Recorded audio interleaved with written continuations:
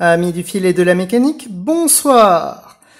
Ce soir, une petite machine qui est donc la Jaguar 750 Super, c'est marqué là, mais qui en fait est une timonier.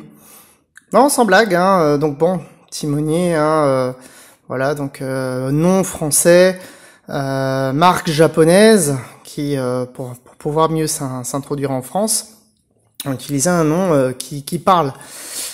Mais ici, c'est Jaguar, ce qui est bizarre. Alors, je vais vous prouver que c'est une timonier pour plusieurs choses. Alors, j'ai la chance, j'en ai une là, et au pire, j'ai encore ma petite Églantine 7 que j'ai pu récupérer. Pourquoi je vous dis que c'est une timonier? Alors, regardez déjà la gueule un petit peu de celle-là, et la gueule de celle-là. Les boutons sont, tac, les mêmes. L'architecture intérieure est plus ou moins la même, les boutons de sélection se ressemblent vraiment. Si je vous montre mon Églantine, le volant, c'est le volant de l'Églantine 7, mais c'est pas tout. L'argument aussi, pour vous prouver que c'est effectivement une timonier, c'est ce magnifique logo. Pourquoi? Parce que ce logo, c'est le logo de timonier. Et ouais. Donc voilà, encore une machine, on va dire, qui a de la technologie timonier. Pareil, encore une fois, Osaka, Japon. L'autre pareil, c'est Osaka également, etc., etc. Même l'arrière, on voit ici Jaguar qui a le truc vraiment bien. Si je tourne la timonier, on a exactement le même. Et du coup, on va en profiter.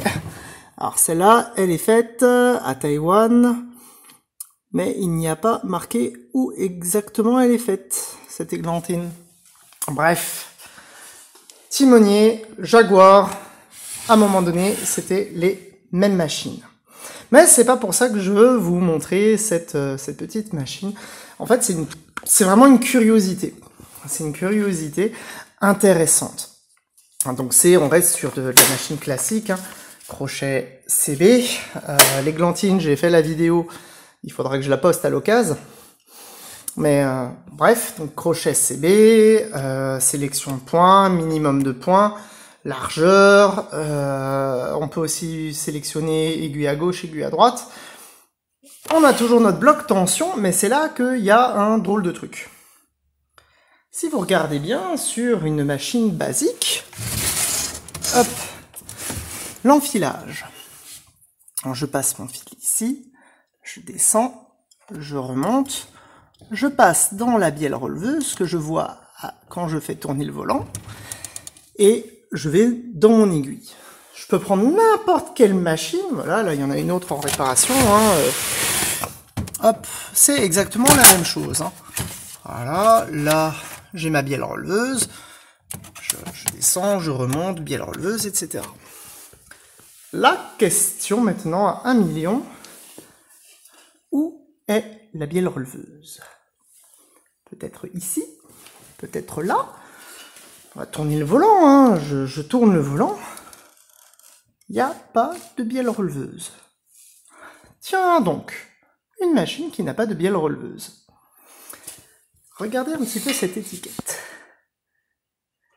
Permet de faire passer le fil de la bobine à l'aiguille en une seule opération et en douceur. Étonnant. Étonnant ça. Je vous présente en fait une machine qui, en effet, le releveur, la bielle releveuse, elle est horizontale. Elle n'est pas verticale, elle est horizontale. Pour ça, un petit peu de démontage s'impose. Je vais vous montrer. Hop, on va bloquer la caméra. Voilà, pour ça, hop, faut que j'enlève ici. Faut que j'enlève ça. Là, ici, normalement, je l'ai bien dévissé. Il me faut juste mes deux mains. Voilà. Hop, on y va tout doucement. Pas casser la réparation que j'ai faite. Tadam! Je vous présente la bielle releveuse. Elle travaille de façon horizontale. Donc c'est élégant hein, comme système. On retrouve tout ce qui fait une machine à coudre, tous les éléments. Hein. Donc bon, bah, on a les griffes, on a le crochet. Hop, on a ici un truc qui tourne. C'est l'équivalent. Là, je vais en profiter. Il y en a une qui est démontée. Je vais en sécher paf. Mais le principe est le même. Voilà, on a exactement le même système. Mais à la place d'être vertical sur toutes les machines et toutes les machines actuelles, hein, hop, ici il est horizontal. On retrouve du coup notre bloc tension, notre ressort contrôleur qui est ici. Voilà, que je vais essayer, voilà, ici. Et donc, bah oui, notre bielle qui est là. C'est plutôt élégant, hein. Après, bon, il y a d'autres améliorations. Là, ici, on a un échange de poulies. On passe d'une grosse poulie à une petite poulie, ce qui permet de décupler un petit peu plus la force, et ensuite d'une petite poulie à une grosse. Donc, le système de griffe qu'on retrouve là, la gestion des points, etc., etc. Mais du coup, voilà, au départ, on a ça devant soi, on doit juste passer le fil, en fait, ici. Donc, ça vient dans le bloc tension. Encore une fois, bloc tension qui s'ouvre et qui se ferme, hein, quand on lève le pied. Donc, ça passe dans le bloc tension, directement dans le ressort contrôleur. Ici directement dans la bielle releveuse, qui du coup bah, n'est pas une bielle releveuse, hein. Et après donc dans l'aiguille, et puis en dessous, bah, c'est un crochet CB tout à fait classique, un système qu'on retrouve sur de nombreux modèles. La question à 1 million, c'est tellement simple de passer son fil ici, pourquoi le côté horizontal, comme ça, n'a pas été gardé. Le côté de bielle releveuse horizontale n'a pas été gardé. J'ai fait quelques recherches quand même, car je suis curieux, j'adore apprendre. Bah, tout simplement parce que c'est plus compliqué, plus cher et moins efficace. Pourquoi c'est moins efficace? Parce que ici, le mouvement qui est rotatif dans ce sens-là, on doit le faire pivoter dans ce sens-là. Quand on a une bielle ici qui vient bouger dans le sens de rotation, ben j'ai une étape en moins. Ici, j'ai des pièces en plus, et du coup, ça me donne des contraintes en plus. Pourquoi? Parce que je dois rajouter, alors on le voit pas parce qu'il est pris là-dedans, dans le truc noir, il y a une roue qui fait la même action que sur certains crochets.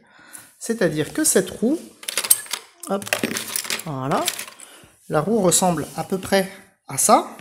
Ce n'est pas celle-là, hein, mais ça ressemble à peu près à ça.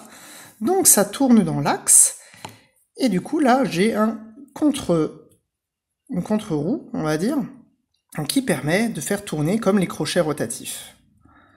Donc ça, bah déjà c'est plus cher, et quelque part c'est un poil plus fragile, et c'est moins performant, malheureusement.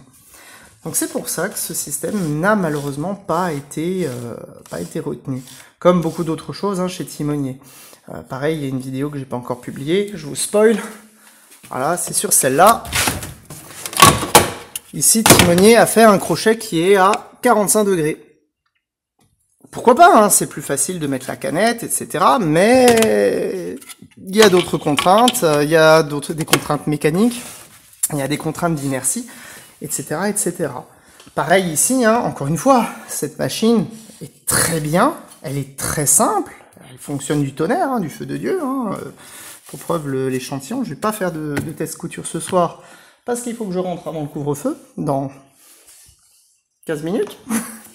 Donc on va se dépêcher de conclure. Mais voilà, donc vous avez ici une machine qui a vraiment la bielle, l'échange de bielle, qui se fait de façon horizontale avec un échange. Puis encore une fois, hein, en termes de coût et autres, la barre aiguille, elle est obligée de faire du haut-bas. C'est plus facile de lier le mouvement de la bielle avec la barre aiguille, plutôt que de lui donner quelque chose de totalement indépendant. Voilà. Donc voilà, c'était la Jaguar Timonier hein, 750, et dont je voulais vous montrer l'intérieur.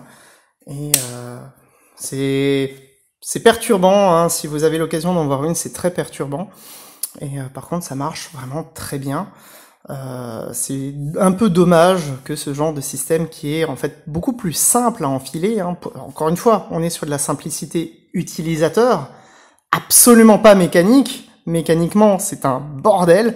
Quand vous regardez toutes les pièces qui sont là-haut, l'éclaté de pièces, c'est compliqué, c'est compliqué à réparer, c'est cher à produire, mais pour l'utilisateur, c'est vraiment d'une simplicité sans nom, parce qu'on passe juste le fil, et c'est bon, et le coup, mis à part ça, voilà, vous avez vu du coup qu'il existe d'autres systèmes qui sont intéressants. Une très bonne soirée à tous, et à bientôt. Ciao!